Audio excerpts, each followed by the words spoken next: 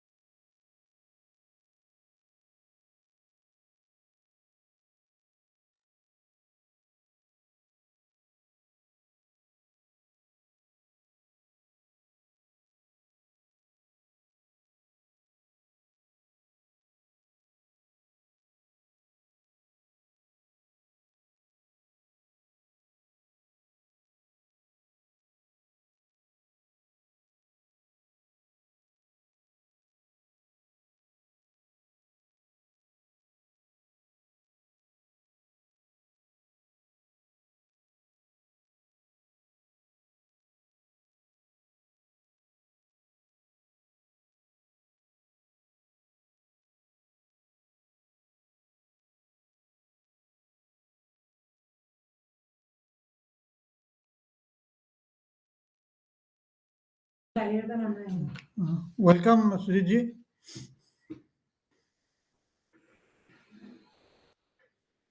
Good afternoon, sir. Thank you. Thank you very much. Sir, your audio is not coming, sir. Sujit sir. 1 second.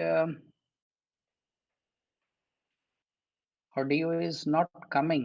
Am I muted? I am not muted. Sir, we can hear you. You are not audible, One Sujit sir. second.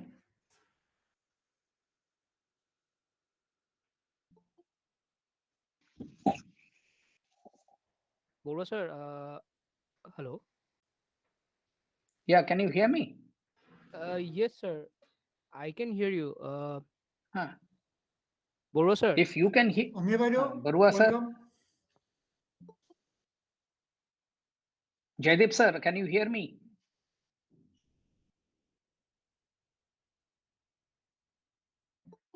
So I'm able to hear you. I think there is some problem with sir's audio, I guess. Hmm.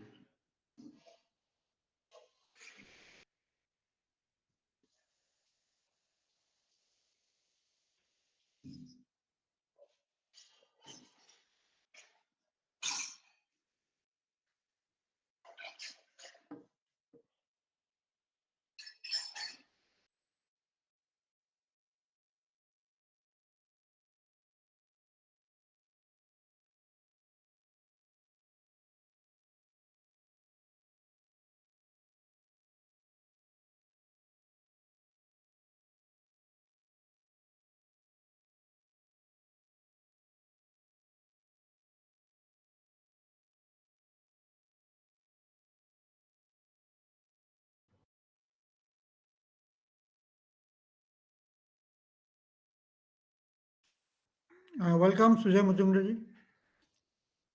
Hello. Hello. Sujay Mujumdar Good ji, afternoon, welcome. Dr. Barua.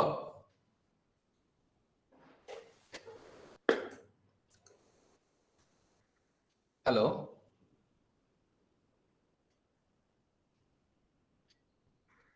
Yes, sir. We can hear you, sir. Okay. Thank you. Welcome, Sujay Mujumdar ji. Thank you, sir. Thank you, sir. Hello, Yes, sir. Subhankar.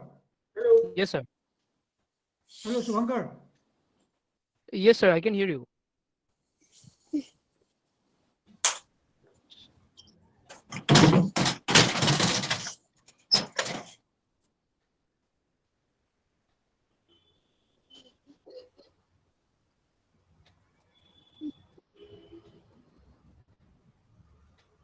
Thank you, sir. Yes, sir. Yes, sir. Hello, Subhankar. Yes, sir, I can hear you.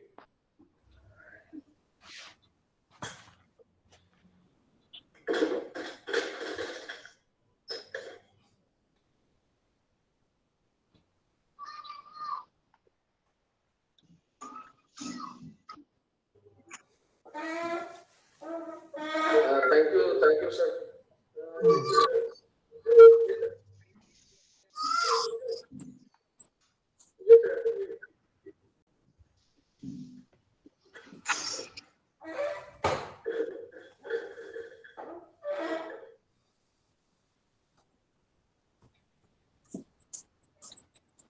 दोन आपलं कोणी पण येते.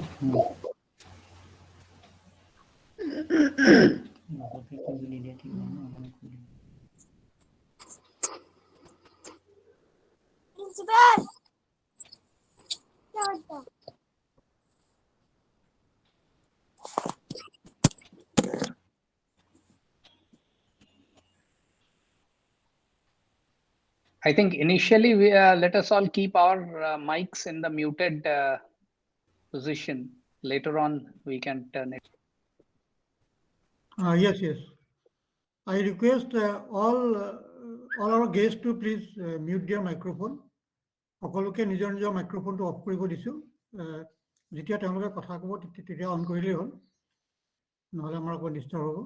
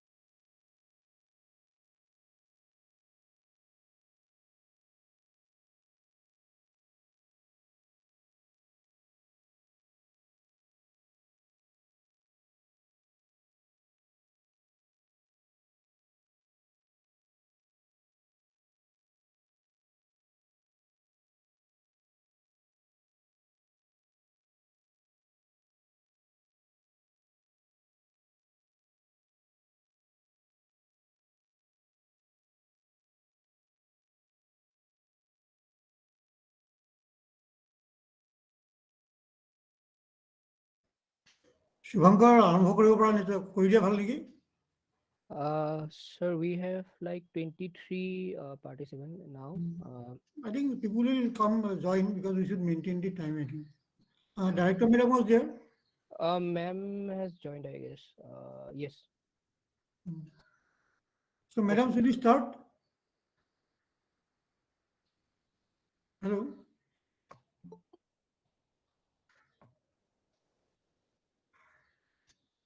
Director Madam, should we join? Should we start?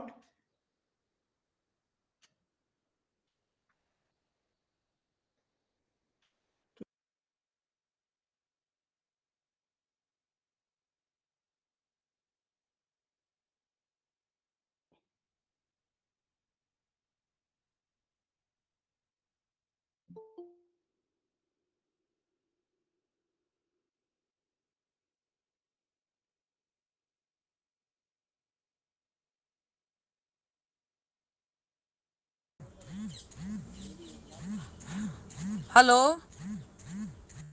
Yes, ma'am. Hello. Yes, ma'am. We can hear you. Okay. In my, I'm in Apollo Hospital. Network is very bad here in Delhi.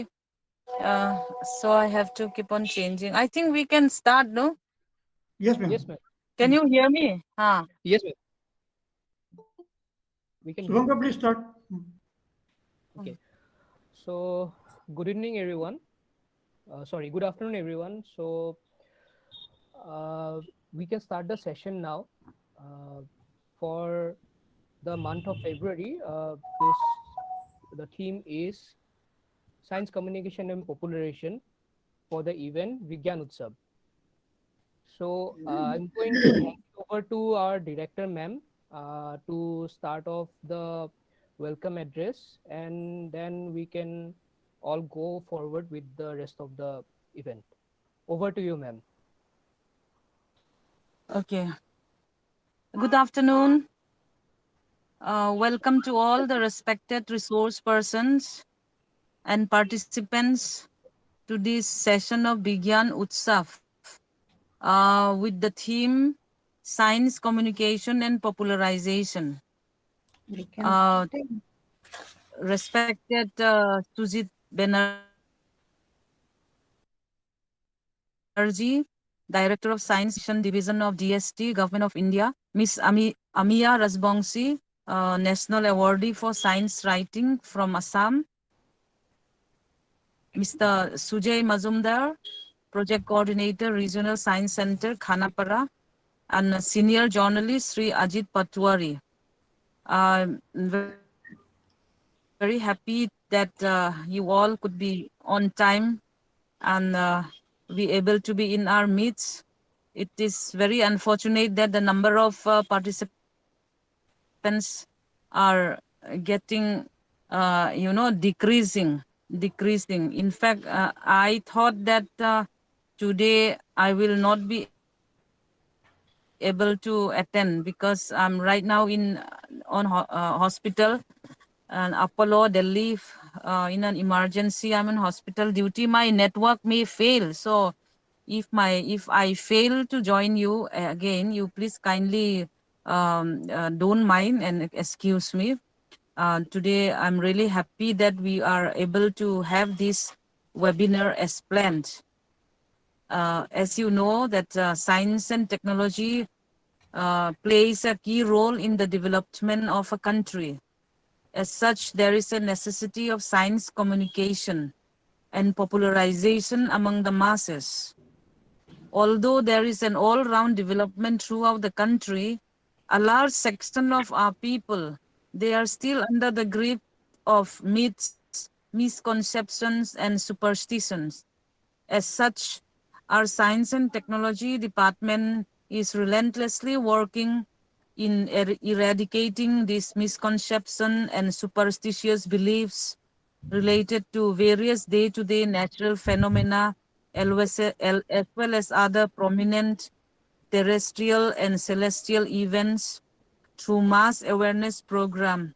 Like we have Sanskar Manuhe Manuhar Babe that is implemented by ASTEC. and to arouse interest and to motivate the general mass of people of the society, especially the students and children towards science. Different mass awareness program in science communication and popularization through science centers and planetaria play an important role.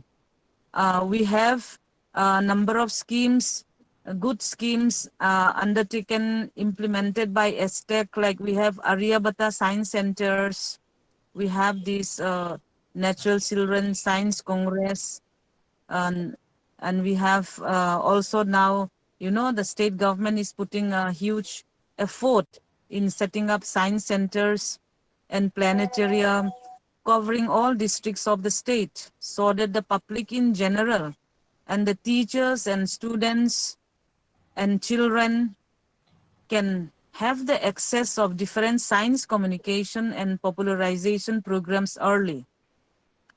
So today's webinar will definitely enlighten everyone, especially our science educators in this field.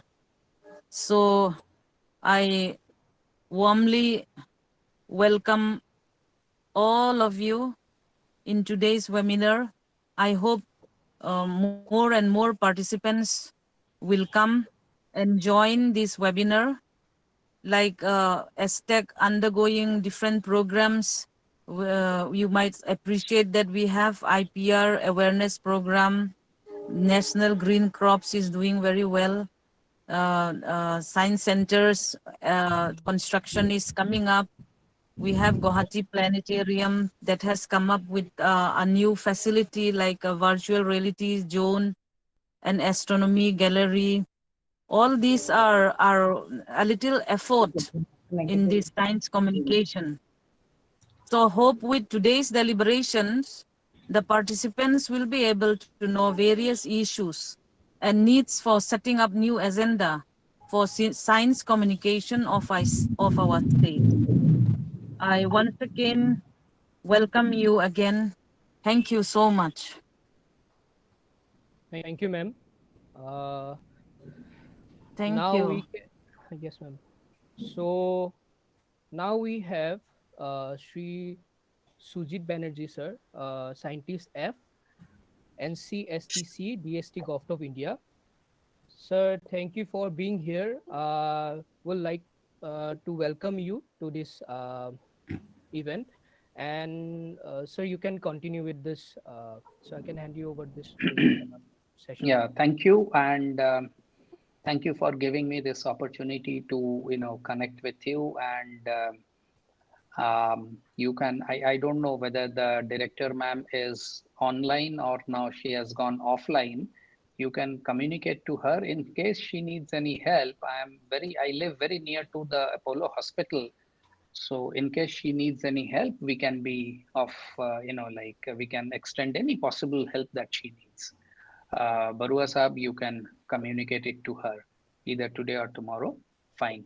So, coming back to this, science communication and popularization. I'll not give any formal lecture, but I'll share some of my, life stories. When I was a young child, and through this, I would like to share, why science has not taken up, has not, gone to the level in a country like India as it should have been. So I was a child, I used to look at the moon, and moon fascinates all children. And that was the time in 1960, late 60s, 67, 68, 69, when, the Apollo missions used to take place of NASA. So Apollo landed and, Apollo 13 was a failure, so on and so forth. So when I used to look at the moon, there used to be a lot of queries. What is there? What is, how does the moon look like when you actually land there or when the rocket lands there? So this curiosity was satisfied by there used to be a magazine called Span. And I don't know, my father used to get it from somewhere and I used to read it. And I did not understand anything. But what used to happen is that I used to look at those pictures of the moon and, the lunar craters and whatever the picture the Apollo missions captured. So from there started, and the journey of curiosity and the learning process started. Little by little, I tried to understand, learn about what is sun, what is moon, and so on and so forth. Now I am so-called a scientist. Now, of course, I'm not a lab scientist. I manage science and science projects, but of course, I must have an understanding of the science when I do so.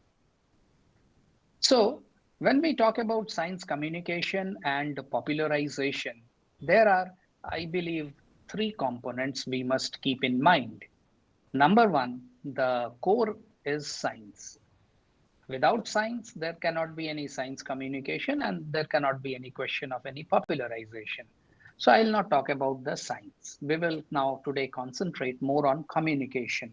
Science, there are enough Nobel laureates, there are enough lab scientists researching on the cutting edge technologies, the vaccination programs, the drug and pharmaceuticals, the nanoscience, so on and so forth. So I will not venture into that. Now, I will just go into the communication part of it and why we must do so and why we must popularize the science. Now, we all know a child of current age, when he sees the lightning in the sky, neither he is afraid nor he asks too many questions. Why? If you recall in your childhood days, when you saw this natural phenomenon of lightning, number one, I don't know whether you were afraid or not. I used to be afraid. I used to be nervous. And there used to be a lot of questions in my mind. What is happening? Why is that, light coming, the sound, the thunder, so on and so forth. Now, if I was lucky to have teachers who explained what is lightning, why is the sound, why the light comes earlier and the sound comes later. But supposing a child in a village during those times, if he had asked someone, his elders in the home or in his village, they wouldn't have known why is this happening and what is the actual reason. And when you do not know the actual reason, what happens then? Then you tend to believe the myths and superstitions, अंधविश्वास. अब वो गांव में जो है, if there is a priest or a religious preacher, वो कहेगा जी, this is the curse of God. You have not offered him some worship, and that is why God is cursing you. Now imagine, God has nothing to do with cursing. God is blessing us all the time, but the religious preacher or mischief monger or gossip monger, उसने तो कह दिया जी ये भगवान का श्राप है. Coming to the present times, the health hazard. You see, in your area too, there would be a lot of people who have not taken the vaccination. Kyun? Because they do not know why vaccination is needed. If they take vaccination, what is going to happen? Even if they fall sick after taking the vaccination, whether they will be protected, the severity of the disease, will it be too high or less manageable if they are vaccinated? So these are the ignorance which is still there in this modern age of scientific development, social media, and so on and so forth. अभी भी लोग जो है vaccination नहीं लिए हैं, and not only in India, in many countries. Let's take the example of United States of America. उनमें भी काफी लोगों ने vaccination नहीं लिया, rebellious है. They don't want to understand, because although they have exposure to the net and social media, so on and so forth. So जब ये ignorance होता है, what is the fallout of this ignorance? The social evil and the ignorant practices they follow. So what we in the Department of Science and Technology are currently doing is, not only we are sponsoring the basic research in the cutting edge technology like cyber physical systems or the quantum computing, the electrical mobility, as for example, we are, as a, our effort, thousands of research papers are being published and thousands of students are getting their PhDs in their areas of excellence. But tell me one thing, how many of you are aware of their good work and the impact that their research would have on your lives? I'll give an example. Way back in late 70s and early 80s, I used to think, अरे हम ये जो INSAT 1A, 1B, 1C, 1D rocket छोड़ रहे हैं, इसका फायदा क्या है? मेरी जिंदगी में क्या फायदा है? बाद में पता लगा ये टेलीकॉम इंप्रूव करेगा। अरे बाबा, टेलीकॉम में दिल्ली में एक समय ऐसा था 20-20 साल लगते थे एक नया टेलीफोन कनेक्शन मिलने के लिए। तो वो जो रॉकेट्स हमने उस समय छोड़े, sorry not the rocket, the satellites हमने छोड़े, उसका नतीजा आज हम we are reaping the benefits today. To get a new telephone connection, it takes less than 10 minutes. Am I right? You fill up a form, you fill up the KYC form and go to any SIM dealer and you get a new telephone connection. So, is public aware कि जो हमने वो multi-million dollar या billion dollar whatever it is, हमने वो जो satellites छोड़े थे, वो हमारी जिंदगी को कैसे improve करने जा रहे हैं? There will be a lot of people who say taxpayers' money, but the taxpayers' money has really improved the taxpayer's life. Is he or she, the taxpayer, aware? The answer is very discouraging. Not many, not most are aware of the impact of the scientific development that the scientists and technologists of this country are doing in their research lab are bringing to their lives. So this is where the science communicators need to work and present science and make science, interesting to know and, in the right perspective to know to the people. Now, easier said than done. I am a scientist. Can I be a good communicator? You are a common man. Do you understand my language?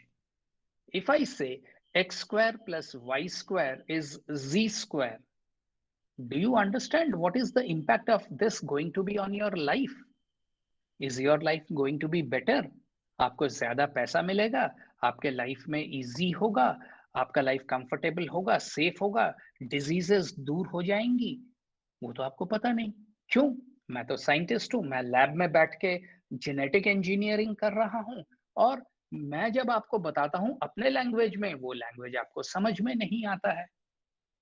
So as a science communicator हमें क्या करना है? हमें scientist और scientist का जो audience है, जो कॉमन मासेस है, जैसे मैडम ने कहा कि these webinars are for the common masses, तो उनको हम साइंस को उनके पास ले जाना है उनके भाषा में, ताकि उनको समझ में आए ये साइंस का है क्या और how is it going to affect them or how is it already affecting them. So the first thing that the science communicator should know is the audience. Then आपको audience when you identify, then you must know what are you going to inform them? Are you going to just inform science, or you are going to educate them, or you are just going to run through चल ये होता है ये होता है. So the objective of the communication is also very important, because एक academic talk जब scientist देता है, वो एक academic से बात करता है, उसका level, दोनों का level, communicator का level and audience का level more or less same होता है. When an academic talks to a policymaker, let's say when I go and explain something to my minister, I have to explain it in a different platform so that my minister sees the political agenda getting, settled and, enhanced. So the communication at different level has to be different, and a good science communicator should be able to bridge the gap. He should be able to explain to his audience and inspire them. Inspiration क्यों ज्यादा जरूरी है? ये ज्यादा जरूरी इसलिए है, supposing आप बच्चों के साथ बात कर रहे हैं और when you are talking to the children, you are telling them the process of science. If they are not inspired, if they are not motivated, if they are not encouraged, they will go back home and start playing their cricket or football game. They will never understand science. They will never take or make any efforts to understand science. So you have to inspire your audience. And how you can inspire your audience? You should be yourself. आप जैसे हैं वैसे रहिए.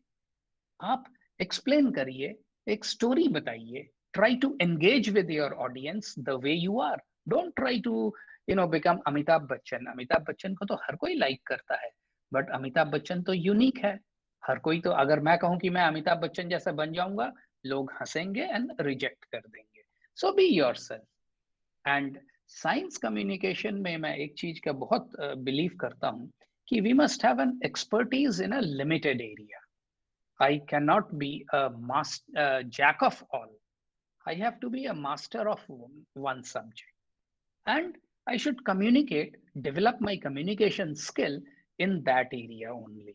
Don't try to take up all the areas of the pandemic, starting from pandemic का start कैसे होता है, virus क्या है, vaccination क्या है. आप एक एरिया लीजिए और उसको बता दीजिए. And build a network of information. Don't, जैसे मैंने कहा, आप एक ही एरिया में बात करेंगे या एक ही एरिया को टेक अप करेंगे, तो how do you cover the whole area? You have the expertise of other communicators. उनको लाइए आपके साथ, नेटवर्किंग कीजिए. And when you network, each one contributes in the area which they are expert at. You may be very good at stage 1, someone is very good at stage 2. Join together, network करिए and build on the synergies of the various stakeholders. Then आप अपनी आवाज दूसरों के पास कैसे ले जाएंगे? तो अभी तो फिलहाल आप अपना माइक जरा म्यूट कर दीजिए, जिनका माइक ऑन है. तो आप अपनी आवाज दूसरों के पास कैसे ले जाएंगे? बचपन में हम इंफॉर्मेशन कैसे आता था हमारे पास? आपको अगर ध्यान हो, नंबर 1 होता था न्यूज़पेपर. मैगजीन बहुत ज्यादा नहीं होता था. न्यूज़पेपर सवेरे पढ़ते थे और रात को, शाम को 8 बजे न्यूज आता था ऑल इंडिया रेडियो या जब टेलीविजन आया दूरदर्शन में. वो सिर्फ एक टाइम में न्यूज आता था और हम जो है अपना टीवी या रेडियो ऑन करके न्यूज सुनते थे. कितना अच्छा लगता था एंड रिलेवेंट जो उसमें इंफॉर्मेशन हम ले लेते थे. आजकल क्या है? आजकल जो है न्यूज तो हमारे पास फिंगर टिप्स में है. सोशल मीडिया, किसी ने, सुजीत बैनर्जी ने department of science and technology में छींक दिया, if he sneezes it becomes a news in one of the newspapers somewhere. One of the senior government officials has sneezed. But we have to make use of the different medias which are available to us, but then that depends on the audience. Let's say social media. Social media has changed the way we communicate. So science communication should also take the help of the social media. Now, social media में कितने सारे options हैं? Instagram है, Twitter है, आपका Facebook है, LinkedIn है. अब कौन सा आप select करेंगे? See, Instagram is very good for visuals. आप फोटो के साथ STEM, there are so many Instagram handles for the STEM educators, science, technology, engineering and mathematics. So आप वन ऑफ द हैंडल में अपना हैंडल इंस्टाग्राम अकाउंट क्रिएट करिए, उसके through communicate करिए and then you add the hashtags, so आपका message जो है widely circulate होते रहेगा. Instagram is good for visuals. छोटे छोटे मैसेजेस देना है. आई थिंक 256 बाइट्स तक का Twitter is the best and Twitter में भी आपके फॉलोअर्स बढ़ते जाएंगे the more you use the hashtags and this thing. Facebook है, फेसबुक लाइव में, फेसबुक लाइव, यूट्यूब लाइव में आप ये जैसे प्रोग्राम हम गूगल मीट में कर रहे हैं, यू कैन लाइव स्ट्रीम करके आप उसको दूसरों को दिखा सकते हैं. And at the professional level, LinkedIn of course is there. So these are the social media that we can make the best use of it. Television and radio जो है वो तो हमारे पुराने मीडियम्स हैं ही हैं. So my point, which I am telling you, is that in the Department of Science and Technology, we have several programs through which we are trying to communicate science to the masses, both general and the children in particular, to all over the country, so that they understand the processes of science and they don't look at science as if it is for someone else to do, so that they embrace science and technology as something they can enjoy learning, and they can put the effects of science and technology to better their own life. Okay, so like लोगों ने PhD किया, लोगों ने post doctoral fellowship किया, but उनका जो research है उसका हमें क्या पता लगा? So we started a program called अवसर, augmented writing skill uh, for articulating research, augmenting writing skills for articulating research, अवसर. तो अवसर में क्या करते हैं, जो PhD थीसिस है और जो पोस्ट डॉक्टरल फेलोशिप्स के जो थीसिस हैं, उसको हम स्टोरी टेलिंग वे में आम जनता तक ले आते हैं. So someone writes, the researcher writes a story about his research, and we publish that and circulate that and give it a wide circulation, so that people should know that, let's say, Indian Institute of Science or Jawaharlal Nehru University or IITs में क्या research हो रहा है और इस research का फायदा क्या है. Similarly, in order to create awareness, in order to create interest in the children about science, we conduct programs like Children's Science Congress. The national event of Children's Science Congress is currently being held in Science City, Ahmedabad. ASTEC does it for the state of Assam, and Jaideep Barua sir knows about the program very well.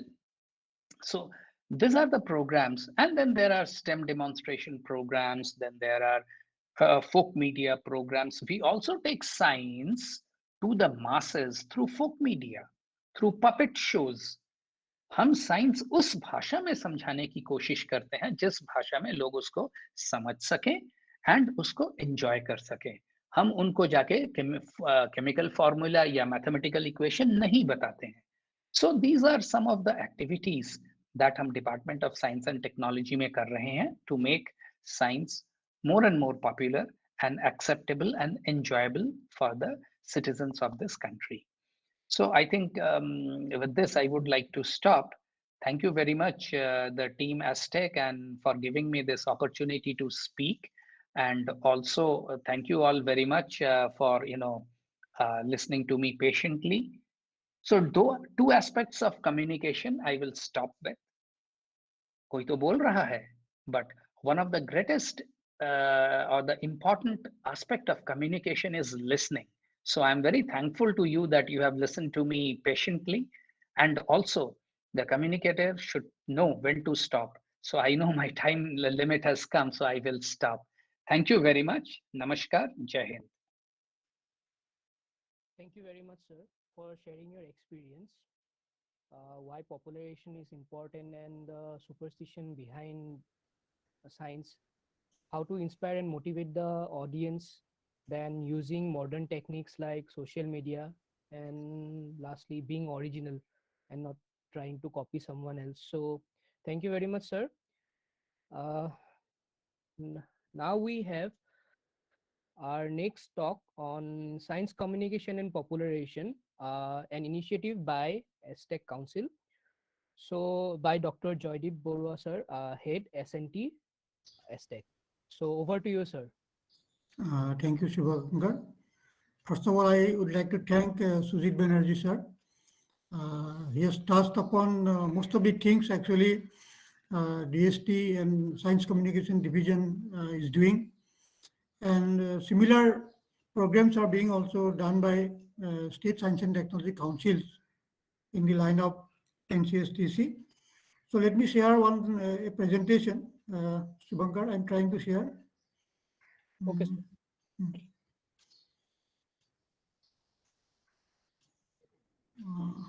Is it coming? Not yet, sir. Not yet, sir. Okay. Now, Oh. Yes, sir. Yes, sir. coming. हाँ, it is loading, sir. हाँ, आ गया. Yeah. Full screen कर दीजिए, sir. हाँ, कर दिया. ठीक है? Yes, sir. Okay. Okay. All these things actually Sujit Banerjee sir has already spoken about the need for science popularization and communication. I will not take much time on this. Right away, I am going to this. Before speaking about what ASTEC is doing for science communication and popularization, I just want to give a brief background, because ASTEC was established in only 1987. Before that, there was another organization, Assam Science Society, which was set up in 1953, which is one of the oldest science communication organization in the voluntary sector in the country. And the society at present, with more than 100 branches and more than 6,000 life members, are continuously doing science communication programs since 1953. And they have publishing a very good number of popular science books in local languages. It is now more than 200 books. Recently, it has published the history of Assam Science Society also.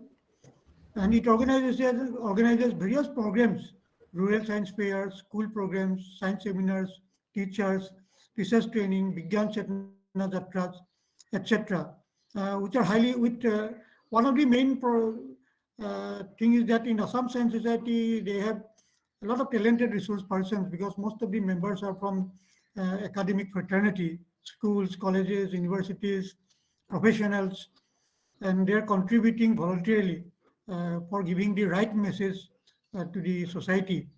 And society is publishing its bi-monthly science magazine in Assamese. And there are some major initiatives Sujit Banerjee sir will be knowing, that in 1987 we had Bharat Jan Vigyan Jatra, then Bharat Jan Gyan Vigyan Jatra in 1992, which both the programs were initiated by NCSTC.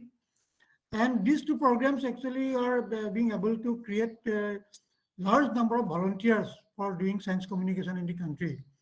And in Assam, we are being able to have thousands of volunteers who are doing science communication since then. And some of those volunteers are still contributing for science communication in our state. Not only in Assam, I think it is true for the entire country. Then came the activities of NCSTC network. It was also an initiative of NCSTC only. With their initiative, there was a conglomerate of different government and non-government organizations throughout the country, was set up in 1993. And through that network, NCSTC were being able to conduct several programs, including Children's Science Congress. Now CSC is being able to attract lakhs of children in the country every year. In Assam also, we are having thousands of students, child scientists, children every year, where these children are now practicing the method of science. And it is inculcating scientific temper through various projects based on given themes. Rightly, it is said that this year's, actually 2021 national event is now going on in Ahmedabad. Our children from Assam are also participating. Year of Scientific Awareness 2004 was another major initiative by NCSTC, NCSTC, which also after Vijay, Janagyan Vigyan Jatra, year of time 2004 could reach to the nooks and corners of the country. And in Assam, ASTEC was not only was the agency for Assam, but also it was a nodal agency for the entire northeastern region to conduct the activities through different state assembly councils and leading NGOs. And I think after 2004, no big initiative has been taken to take science to the nook and corner with a unified unit, same with one program, the entire country is participating. There are small initiatives were there. The year of International Year of Physics 2005 was there, but it is not in the magnitude of BJVJ, BJGVJ, then year of scientific awareness like that. Then came the ASTEC. I already informed that ASTEC was established in 1987-88 with a mandate to take science to the people, technology promotion, science communication, environmental awareness and education, then creating an innovation culture throughout the state. And what role Assam Science Society before was doing since 1953 with the setting up of ASTEC, the entire science movement was now boosted up, and both the organizations worked together for a long time. And now ASTEC has already, our director madam has already informed that we are having some big projects, big initiatives to take science to the people. One of the important unique experiment is Aryabhatta Science Centers, where we have set up 219 numbers of Aryabhatta Science Centers in each and every development blocks of the state. So now we have network in each and every development blocks where we have a coordinator who can take science communication program at the grassroots level. So these centers are primarily set up in schools and in some NGOs. And they have been provided with a lot of hardware like books, science films, then hardware and software like science films in Assamese, science kits, telescope, GPS, etc. to conduct programs. And the centers are conducting science competitions among students, anti-superstition campaigns, grooming and mentoring of brilliant students in this science from the rural areas. Several activities are going on. So every Aryabhatta Science Centers are provided with a building. We have not yet covered all the 2019 centers with this type of infrastructure, but in phased manner, all centers will get this type of buildings. Then they are having regular activities. We always, every year, we have a state level meet for Aryabhatta Science Centers where students from different districts comes, all the districts comes and participate through several competitions. And this year we are going to have it in IIT Guwahati very soon in the month of April or May. Then already some kind of evaluation have been made of our Aryabhatta Science Centers. And this evaluation report is also available. If time permits, sometimes we will share. Then another important program we are conducting through these Aryabhatta Science Centers and with support from some brilliant resource persons is a grooming and mentoring of students. The project is launched to support and encourage the talented students in the interior areas of the state to help them bloom in science and technology in future with career counseling. The project is aiming to groom students and mentor them for pursuing career in science stream. A team consisting of ex-students of IIT Guwahati with members of ASTEC visit schools for 4 days, where the team closely interact with group of 20 students of a block. Till now, 7 numbers of such programs have been organized, and now we are planning to take this grooming and mentoring in a very large manner from this year, because this will be one of the main mandate of Aryabhatta Science Center. So each and every Aryabhatta Science Center can take up this type of grooming and mentoring with the experience we have already garnered. So we have another program called Assam Science Festival. We had 2 festivals, and very soon we are going to have another festival where we promote children from all parts of the state, and also we bring some professionals, institutes to display their recent developments like virtual reality, augmented reality, robotics, everything. They can come and display, so that children from the remotest place can come and understand what type of developments are being taking place in this type of in the science and technology. Then these are some of the photo galleries of Aryabhatta Science Center programs and the State Science Festival. Then this is another concept. Already Madam has informed that Sanskar Manuar Babe is a special initiative of the Chief Minister of Assam for the eradication of superstition and social evils. And one of the important components is Rise Mill.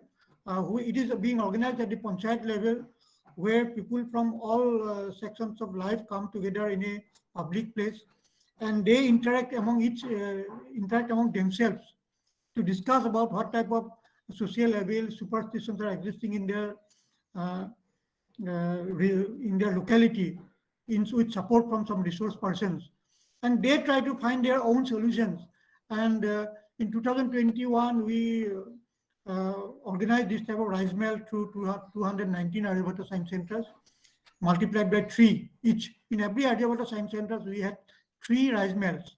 It's a day-long event. And this year, we are going to cover almost all the panchayats. We have a 2,200 panchayats. We are going to cover 2,200 panchayats of the state through rice mill program. Then these are photo galleries of rice mill. People sit together, they discuss, and they interact with each other. Sometimes they have some kind of processions like this. Then Children's Science Congress, I don't want to speak. It has already been spoken a lot. National Science Day, National Mathematics Day, these are regular events. World Environment Day, regular event of all state council. And another important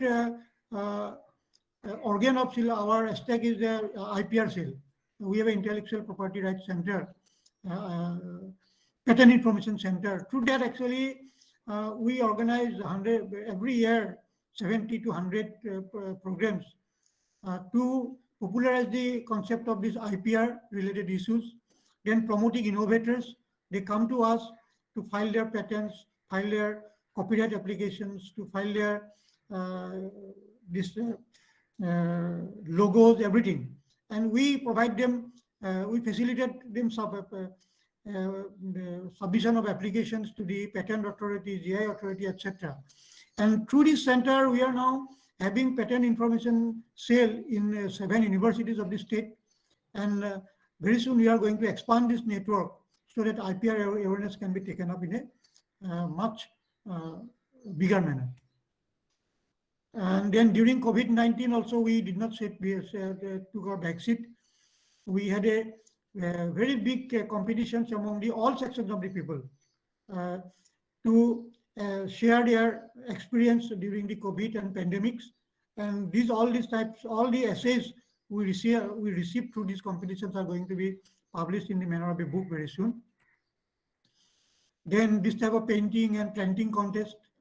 Then science and mathematics facilitators. This is another unique program of ASTEC, through which actually we have reached in all legislative assembly constituency. We have identified 1 school each, and we have engaged science and mathematics facilitators where they do out of classroom activities. It's not a typical curriculum activity, but how to create interest in science.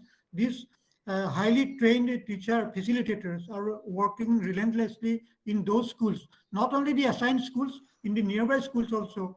They are helping the children, even the school curriculum also, to enrich their science and mathematics teaching.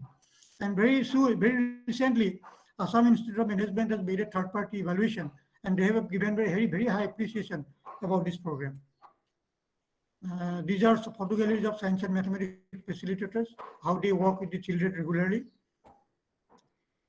Then for the popularizing the concept of radio astronomy, we have Radio Astronomy Center, where internists comes, they go to schools and colleges and popularize radio astronomy. It is established in Cotton University. The National Green Corps, it is a Ministry of Environment, Forest and Climate Change program. We have around 8,000 eco clubs in as many as school and 100 college level eco clubs.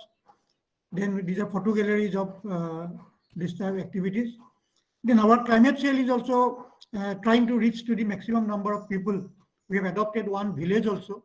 It is called Hatimuria village in Morigaon district to develop it as a climate resilient village.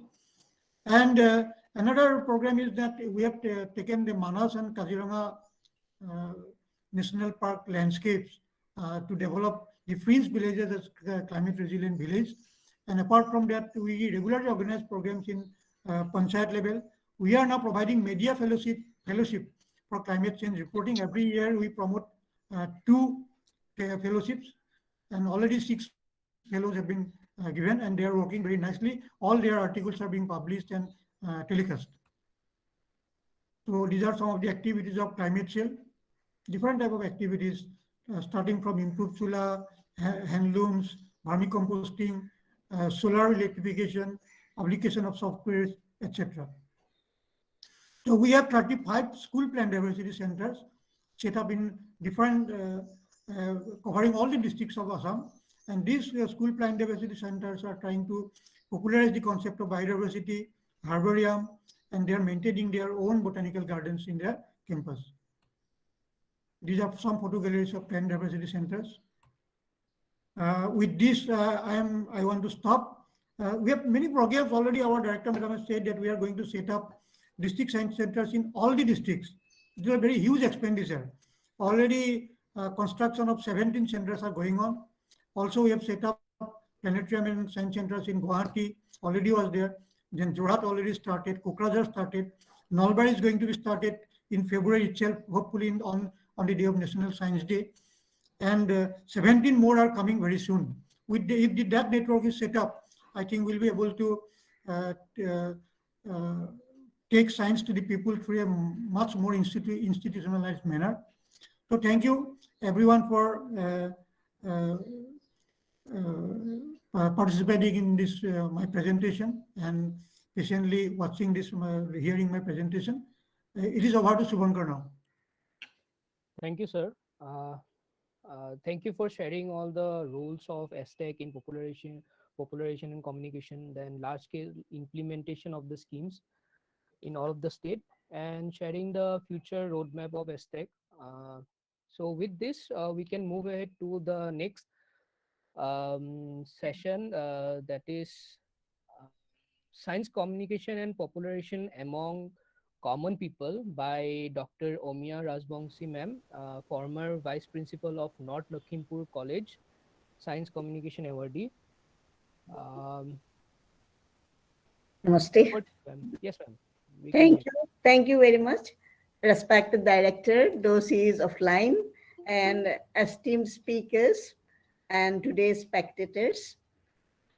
Today's spectators of this webinar, I offer my heartiest thanks and respect to all of them. So today, we have heard experiences from Sujit Banerjee, scientist, and initiatives taken by ASTEC from another scientist, Zaidib Barua.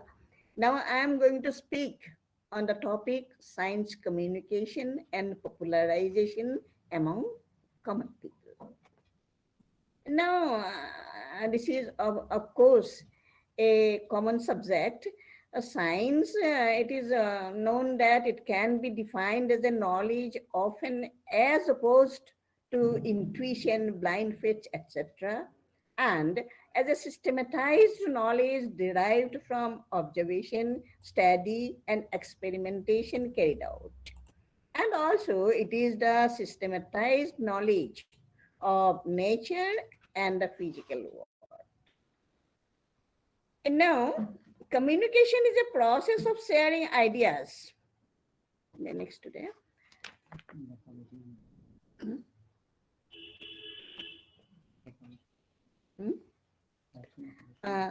Have you seen my, that means slide? No, madam. Slides have not. I think you have not shared it yet. It is not coming.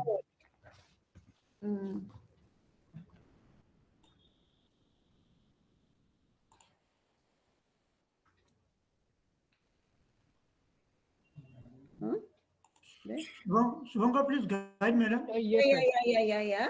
That means communication is a process of sharing ideas, feelings, thoughts, facts, opinion, values, and emotions from one person and from a group to another. And the two words, science and communication, together simply means communicating science from known to unknown. And it is the process of informing, educating, and raising awareness of science-related topics and increasing the sense of wonder about scientific discoveries and arguments. Now, what is popularization? That is, science popularization is nothing else. Excuse me, your slide is not visible. Yes, ma'am. Your slide is not visible. Just wait, I'm trying. Okay, okay, ma'am. Okay, ma'am. Okay. Uh, Do you hear me? Do you hear me? yes, ma'am. We can hear you. Yeah, okay. Uh, That means science popularization is nothing else than an endeavor to image scientific ideas in such a way that everyone, especially non-scientists, can grasp the fundamental concepts and have an idea of what science in essence is.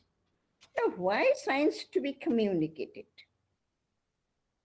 Science pervades our society today, and with the rapid development of science and technologies, the life has been changing at an unprecedented rate. Most of our industries and much of our national prosperity depend on science. But some socio-economic, religious, and cultural issues have hindering the spreading of scientific knowledge among all the classes and sections. Therefore, science communication is important, not just to keep a need for developing science, but because some of the informations directly depend on science. We can take the example of COVID-19 pandemic and Omicron, etc., the infodemics surrounding it.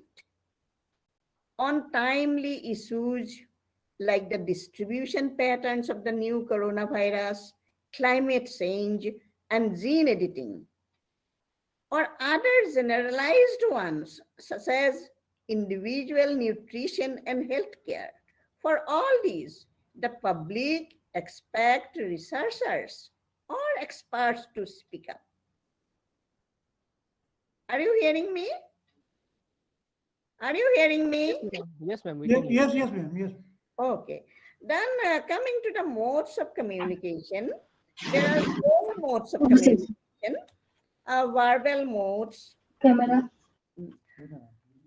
Verbal modes, non-verbal modes, written modes, and visual modes. In verbal mode, we can speak of popular talk and presentation of scientific papers. And popular talks, that means popular talks through science communicators is a personal contact. Common people prefer edifying, informative, analytical, logical, investigative, critical, and region-based messages methodically transmitted in a constant and continuous flow. So, it is the duty of the science communicators to study and be acquainted with the available literature. Clear concept of science and communication skill is very important. And about the non-verbal mode, we can speak of mass media, which is the fourth pillar of democracy. Without doubt, mass media play a crucial and influential role of communication. The various platforms of mass media. Is it ready? Mass media, such as newspapers, magazines, television, radio, internet, and films, are used to communicate science to the masses. And written modes comprises books and scientific topics, science magazines, writing technical reports, writing scientific papers, writing research or project proposals. And there are visual modes also. Visual modes are many. Visual modes are like science exhibitions, graphic designs, illustrations, animations, videos, and posters. Now coming to science communication among common people. I'll be speaking in context of Assam. Assam is the most populous state in Northeast India The total population being 3.09 crores. Assam, like many other parts across the country, often witnesses death, injuries, and miseries resulting from witch hunting, an atrocious practice and as a socially sanctioned violence. Violence. The practice of witch hunting, however,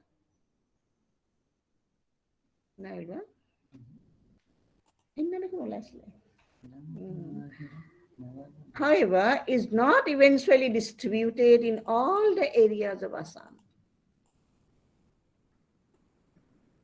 but have gripping roots in the customary beliefs of many tribal communities residing in the state. Some religious and superstitious beliefs still prevail in various parts of Assam, especially among the tribal communities.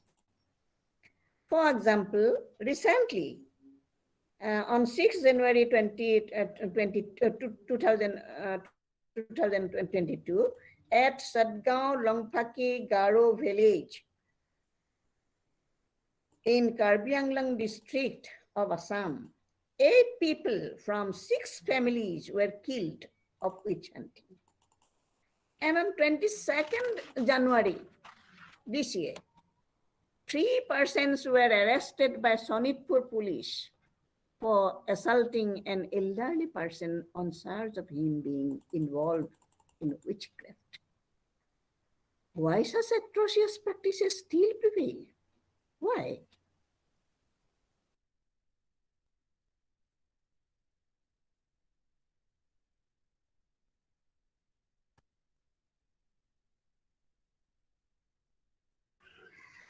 Madam, you are muted. Okay. Yeah, experts believe that lack of education and awareness, for which an insidious use of regressive custom to accuse women of witchcraft is still there. Another one is monetary motives, personal grudges, lack of accessibility, and loopholes in administrative function, besides superstition, fuel to this evil practice. That's what I'm going to lack of conviction in such cases, despite Assam Witch Hunting Act, which was put forward in 2018. Now, processes of science communications in Assam. In Assam, Assamese science literature started in the 15th century during the Vaishnavite movement. Sponsored by King Naranarayana, Bokul Kayastha translated a popular book on mathematics known as the Kitab Manjari in 1434, which is the first Assamese science book.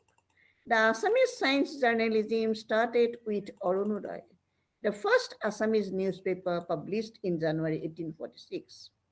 Pandit Maheshwar Neok stated that the Arunodoy was devoted to science and general intelligence.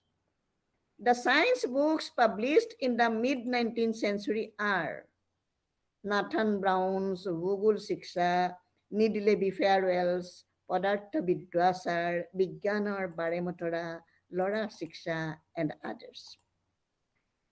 In the beginning of 20th century, following magazines published science articles and news in a regular basis. These are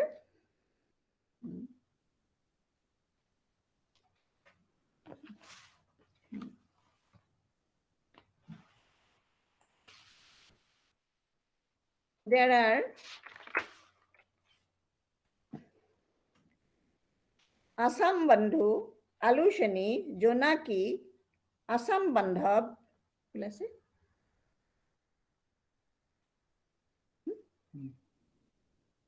Have you seen? Have you seen my slide? No, ma'am. Yet, Please madam. go. Sir. what happens, I don't know. This is the technical difficulty. Yeah. Arishini, Jonaki, Assam Bandab, Bahi, Milan, Assam Hiteshi, Abahan, and Jayanti.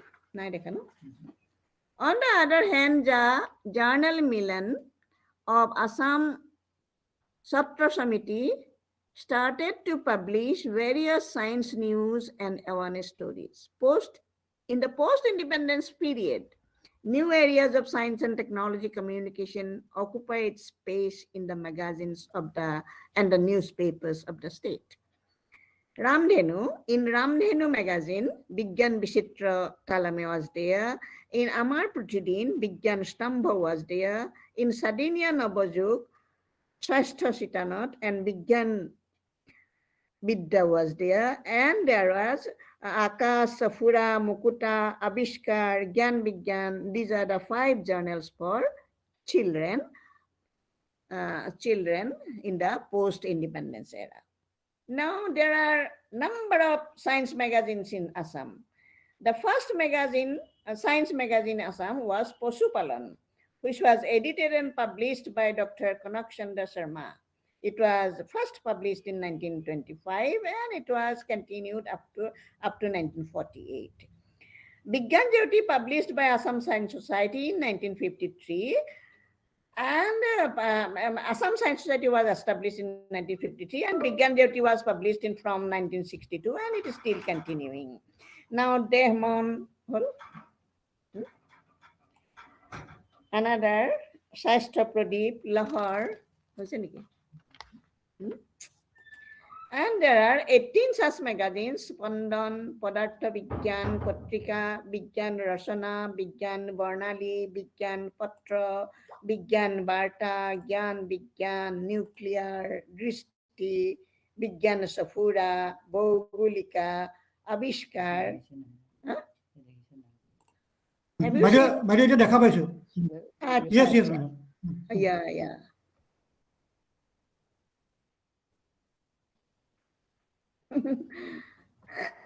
Modes I have already taken. Voices. These are the magazines, beginnings of 20th century. There are now Posupalan, Vigyan Jyoti, Dehmon, Shastra Pradeep, Lahar, Spandan, Padartha Vigyan Patrika, Vigyan Rasana, Vigyan Varnali, Vigyan Patra, Vigyan Varta, Gyan Vigyan, Nuclear, Drishti, Vigyan Safura and Bhogulika, Abishkar and Srishti. And most of them, some of them are still continuing. But along with the above mentioned science magazines, a section of monthly magazines like Prakash, Sutradhar, Prantik, and others are creating a science popularization movement with a simple and accessible writing style. But in the recent days, science communication sections in other Assamese magazines are comparatively negligible, except few magazines like Prantik. Now, initiatives for science popularization are taken by some organizations.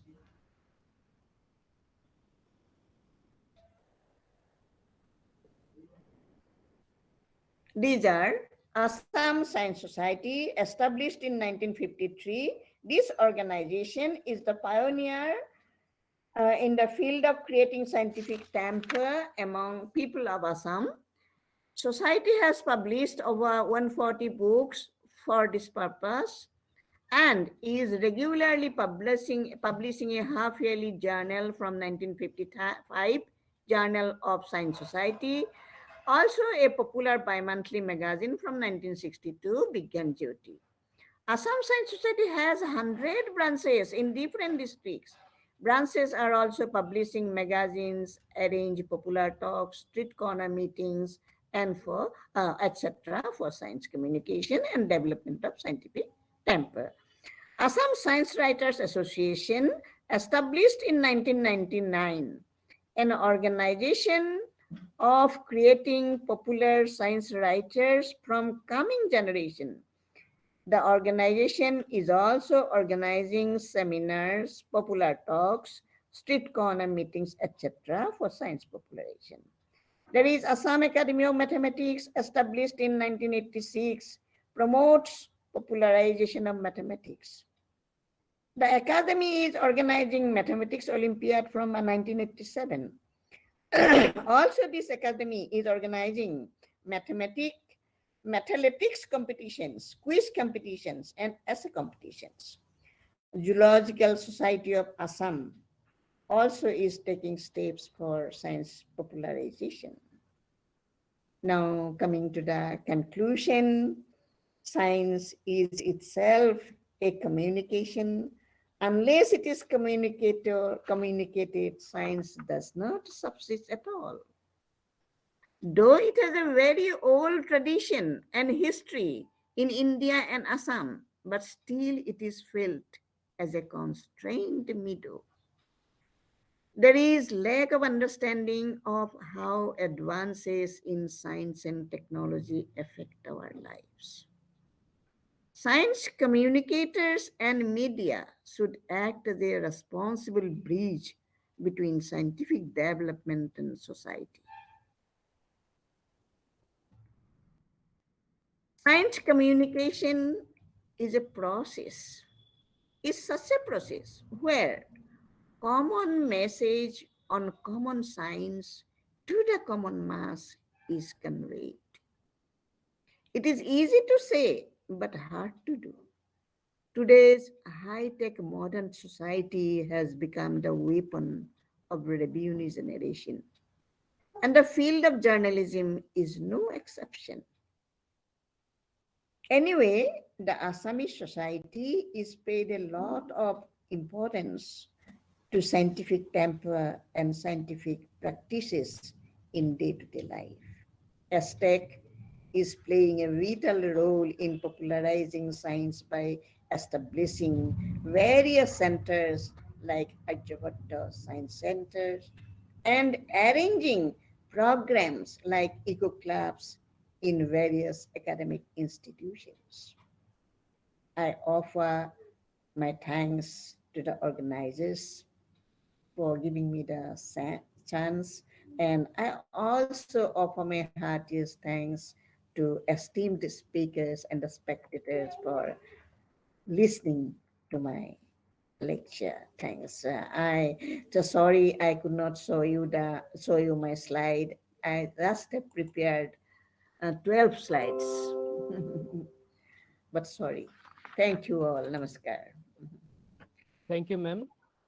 Thank you for sharing your experience, then different modes of communication and their impact in different scenarios, how we can eradicate the evil practices through communication of science, and bridging the gap between communicators and common people. Thank you so much, ma'am. Next, we have enhancing popularization of science through interactive and user-friendly exhibits and activities by Mr. Sujoy Mozumdar, Project Coordinator, Regional Science Center, Guwahati. We welcome you, sir, to this event, and I hand it over to you. Thank you, Shubhankar. Am I audible? Yes, sir. Yes, sir, you're audible. Thank you, Shubhankar. Yes, And a very good afternoon to all of you, all the audience, esteemed speaker. Thank you very much. And I feel honored to be a part of this session of Vigyan Utsav program organized by Department of Science and Technology, Government of India, and the Assam Science, Technology and Environment Council. First of all, congratulations to the entire ASTEC team and DST for organizing this type of program. Why I'm saying that is, you must deserve a congratulation, because after the COVID pandemic, when all the endeavor except online activities regarding the science communication, slowly but steadily gearing up for the common people. As before my presentation, many speakers are already told that science communication for the common people. So when slowly but steadily we are now gearing up for the common people, normal life is coming up. And I'm sure this type of program will itself work as an enhancement for the popularization of program. For that, you must deserve a congratulations to organizing this type of program. Well, being a science communicator and a science museum professional, my talk will be around the science centers, their origins, activities, achievements in the field of science communication so far, and the recent trends in the science center for the popularization of science, and the future plan with an aim to the science for all.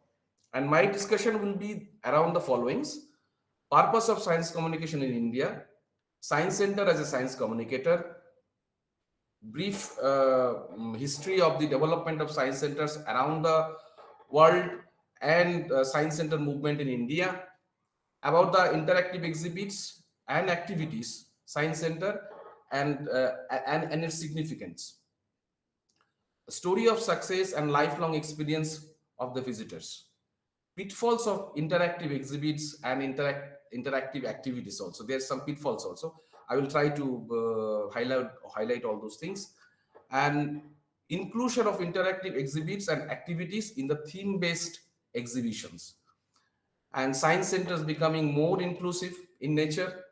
And lastly, there will be conclusion. Shubhankar, I am going to present my presentation, share my presentation. Please just check whether it is Yes, visible or not. Okay, sir. Just hold on. Yes.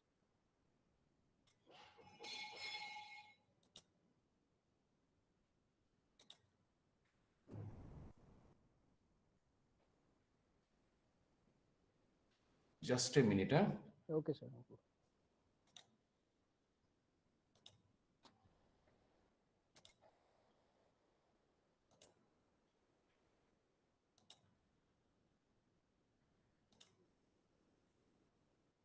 Yes.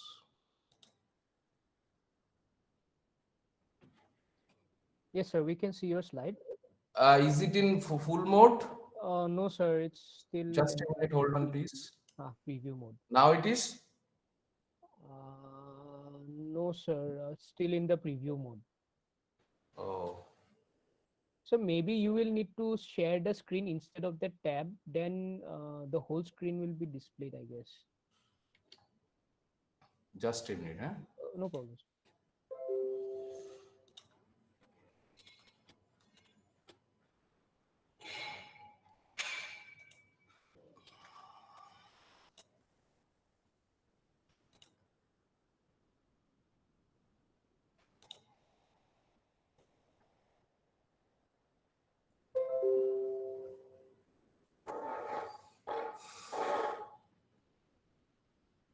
Is it coming? Sir, it's still in preview mode, like not in full screen. So can you change the slides? Then we. Okay. Yeah, you can minimize this window. I'm just hold on. Yeah, you can minimize that. Yeah, I think you can just full screen it and it will. So we can see. Yeah, yes, sir. It's Yes, it's came. Yes, sir. It's visible now. Okay, thank you. Okay, sir. So I have given the opportunity to talk about the enhancing popularization of science through interactive and user-friendly exhibits and activities. So as I told that my presentation will be around some 6 or 7 group. So the first group is the purpose of science communication in India and role of science center as a science communication, a science communicator. So now if I ask the audience or the other dignitaries, is the science communication in India is a very easy task? Am I audible, Subhankar? Yes, sir. You're audible, sir. So I'm asking the audience, is the science communication in India is very easy task? Of course not, sir. Of course not. You are absolutely right. The language Because barrier, communicating science in India has never been an easy task, because there are 14 billion people, almost that is the 1/6 of the world population. People here are speaking about 270 identifiable mother tongues. Maybe there will be more mother tongues, and they are writing in more than 66 different scripts. So you can understand the huge varieties of people there. So science communication in India is not a very easy task. So, and on the road to inculcate a spirit of science and scientific temper among the masses in this diversity is obviously a challenging job. But as guided by our constitution and inspired by the Nehruvian concept of scientific temper, sensitizing the masses to scientific practices and advancement has always been a priority here. And as I told that I am a science museum professional, so the activities of Science Center are the proof of it. Nowadays, the government and non-government agencies through print, media and internet-based initiatives along with interactive modes such as exhibition, fairs, seminars, workshop, tours and film screening, etc. tell the story of the upshoots of the scientific achievements which have been widely percolated to all strata of the society. The idea of science communication is to help science and a scientific culture to penetrate India's socio-cultural diverse society and to transform it into a nation of scientifically thinking and scientifically aware people. Now, Science Center is science as a science communicator. I must say, why I am showing is this book. This is the front page of a book. It was published in the year 2001 and published by the Commonwealth Secretariat publication. The name of the book is Using Museums to Popularize Science and Technology. The foreword of this book was written by none other than Dr. Saroj Ghosh. Basically, now I would like to share the portion of the foreword. Then you will understand why Science Center becoming a science communicator. The Dr. Saroj Ghosh was Padma Bhushan awardee, and he is the pioneer of Science Center movement in India. He was the former president of ICOM Paris and the former founder director general of NCSM, Ministry of Culture, Government of India. He wrote in his foreword that the cane and the blackboard, the maths formula and the exam schedule all have long been part and parcel of the formal education system all over the world. Replace the cane with fun, the blackboard with computer multimedia, the maths formula with hands-on exhibits, the exam schedule with the program schedule, and you have a science center. The science centers have all these things. Teaching learning process in a science center develop mental imagery through perceptual experience and cognition through logical thought process. Hands-on exhibits lead to minds-on experiences. In a science center, imagination soars high and learn through fun becomes the motto. Now let me go back to go back. Basically, I would like to tell very briefly the history of science center, development of science centers. Basically,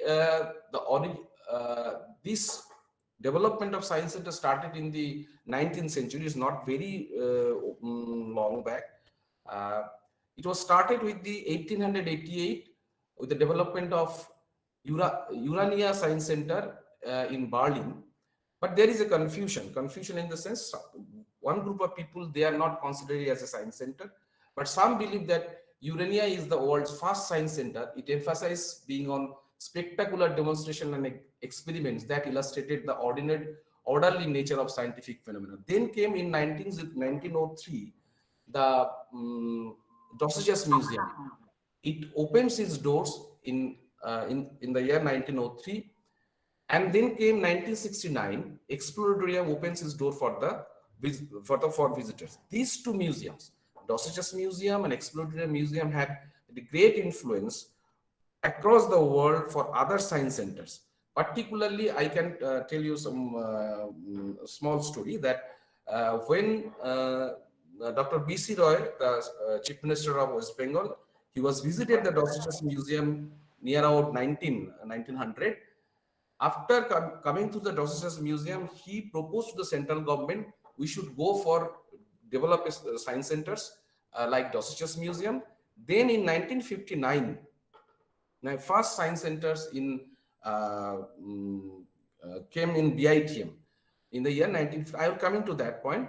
And after that, 1969 Exploratorium have greater influence in the Indian science centers and also the European science centers.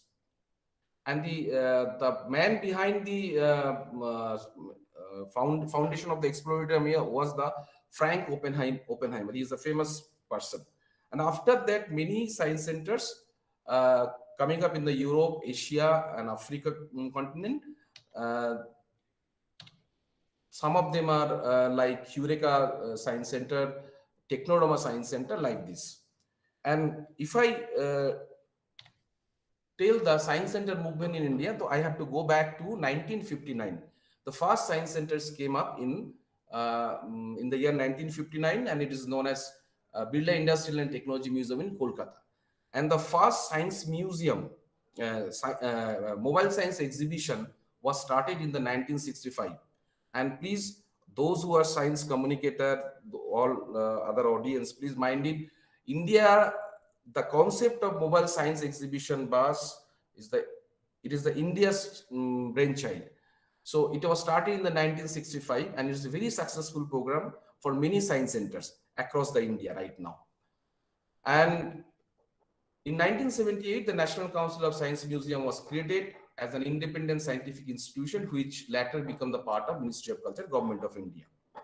Now, the priority of all the science centers across the India is to achieve better quality and more efficient communication.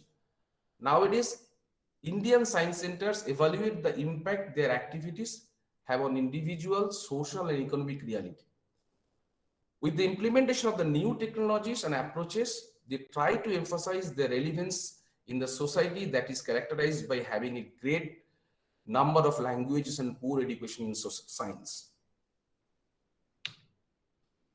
Now, just briefly, in 1977, first Science Park concept came in 1977.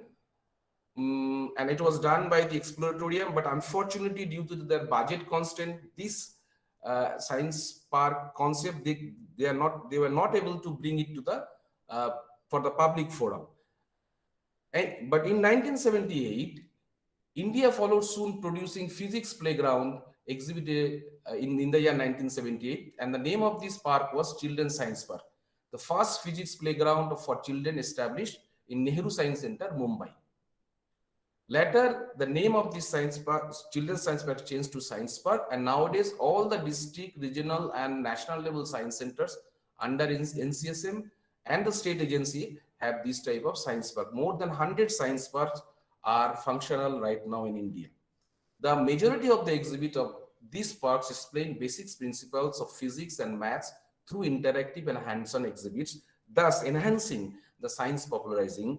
And the main aim of this type of exhibits is to how easily, how lucidly we can explain the principles of physics and maths. So it is a very successful model of Science Park is a very successful model for all the science centers across the India. Now, just I will show you one picture. Sorry. These top two pictures, it was the prototype. Basically, it was made in Exploratorium. That this is swing is a pendulum. Now we called it as a swing as pendulum. This is the prototype mode, and this is another exhibit for. They made it for Science Park, but unfortunately, due to the fund constraint, they are not able to bring it to the Science Park. But later on, they bring it. And the bottom one is the first science park or children's science park in India, that is Nehru Science Park, Nehru Science Center, Mumbai. Now I just very briefly try to tell the types of exhibits we are dealing in the science centers to disseminate the science or explaining science. That's basically three types of exhibits we are using in the science centers. That is hands-on exhibit, interactive exhibit, and participatory exhibits. All the cases, all the exhibits are This is the interaction between the visitor and the exhibits. When we are talking about the hands-on exhibits, it's a physical interaction between the visitor and the exhibits. And the interactive exhibits, when we're talking of the interactive exhibits, it's the intellectual interaction between the visitor and the exhibits. When we are talking about the participatory exhibits, it's a social interaction between the visitor and exhibits. Now, about the interactive exhibits. What does it mean by the interactive exhibits and why it is very important? There are several definitions for the interactive exhibits, but for me, that is the definition written by the Kathleen MacLean in 1993. He was the director of Public Relations Exploratorium. He defines interactive exhibits as those in which visitors can conduct activities, gather evidence, select options for conclusions, test skills, provide input, and actually alter the situation based on input. There are many more definitions, and basically, thus, user-friendly interactive exhibits and activities considered to be the best tools for science communication in science center. Nowadays, all the science centers are banking on these interactive exhibits. Static exhibition, static display has no meaning for the science centers. So, in nutshell, if I say, what is the important aspects of interactive exhibits in museums? They basically allow social engagement among visitors. I will show you some pictorial images that will the proof of this claim that interactive exhibits, while doing the science communication, allow social engagement among the visitors, promotes creativity among the children, kids, and young minds, helps retain information. It helps retain the information because some of the information, some of the things, it generates the spark. That spark, they keep for a longer time. That's why they're saying that it helps to retain information. Now I'll go for some pictorial edge. No, before that I'm saying that it is not like that all the time interactive exhibits are absolutely working perfectly, and it is the purpose of the interactive exhibit is solved. Not like that. We, as a exhibit designers, we have to be very careful because our motto is to communicate the science. So sometimes it has been observed that multiple interactive features of equal priority, if there is exhibits, there is a multiple interactive features of equal priority can overwhelm visitors. Visitors may be puzzled, may become puzzled. So we have to be very careful. Interactivity by multiple simultaneous users can lead to the disruption. Suppose there is the exhibits and there are many 4 to 5 visitors are operating at a time. That there will be disruption. Particularly interactivity even by single visitor can disrupt the phenomena being displayed, so we have to be very careful. Sometimes interactive features can make critical phenomena difficult to find. A secondary interactive features can displace visitor attention from the primary one. Now I will show you some pictures. Is it visible to you, all the audience, please? Yes, sir, it is visible. Hello? Yes, sir. Yes, visible. Yes. You just see that's these beautiful pictures that the family learning at Science Museum or Science Centers. The first picture, the left-hand corner, there is a child. He is operating something, and most probably his father and brother are assisting him. So we consider the family learning at Science Museum is taken place. And here you'll see that mother is explaining or operating the exhibits. And the bottom one, the virtual hub, most probably brother and sisters are operating and enjoying the music of this virtual hub. Here the family involvement is here in the top right, bottom right corner. And just, I love this picture, the young kids with the stethoscope, he is hearing his own heartbeat. I consider they will never forget this experience, which is in the, which he got from the science center.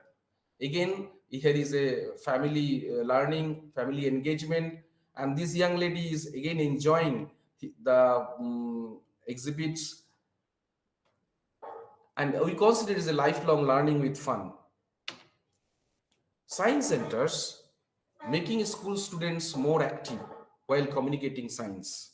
Here we encourage them to talk. When we do any interaction or one-to-one discussion, we always uh, promote the skill of talking. So these pictures, from this picture, it is clear that we encourage them to talk, to explain.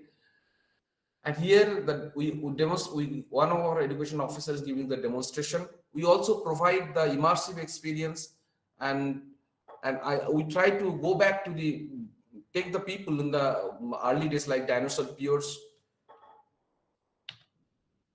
We also help to build the teamwork. Some of the exhibits we make in such a way that teamwork promotes, provide the hands-eye coordination, provide the wow factors. And believe me, the right corner is the Indian one of the Indian museum. So aesthetics also rolls a very good factor. Nowadays, in recent years, different science centers and museums are coming up with different theme-based galleries, which are the basically based on the current topics, like astronomy gallery, instrument that changed the world, story of oil, story of coal, climate change. One very interesting, we make the galleries from the on the topics River Ganga, lifeline of India. Missing millions is based on the female foeticide. These are the social issues. We want to tell the people what are the things we should do, what are the things we should not do.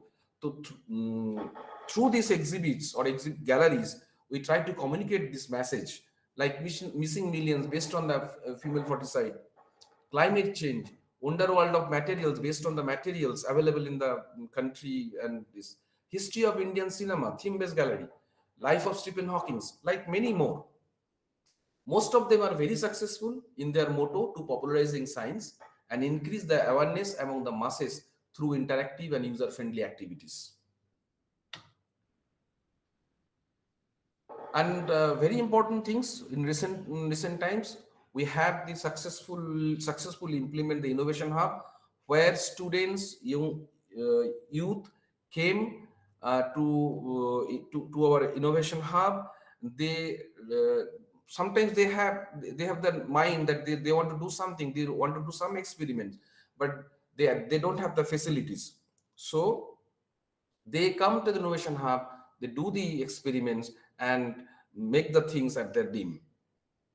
Mobile science exhibitions for the aspirational districts is a very successful program for the science communication. We basically send the buses in the different rural area, rural villages. Basically, the aim is that the people who are not able to come science centers, we will go to their place. So mobile science buses is the one of the successful program of science centers. And other than that, we have the hobby camps. Due to COVID, we do it in the online hobby camps, the successful mode of science communication, popular science lectures, developing exhibits based on several social issues, as I've already told. Different commemorative days and outreach programs, as Dr. Joydev Buru has also told, they are very effective effective mode of science communication. And most of them are very successful in their motto to popularizing science and increase the awareness through interactive and user-friendly activities. Now, there is some photo galleries that here the students are doing the participating in the innovation hub. They are doing some models at their own.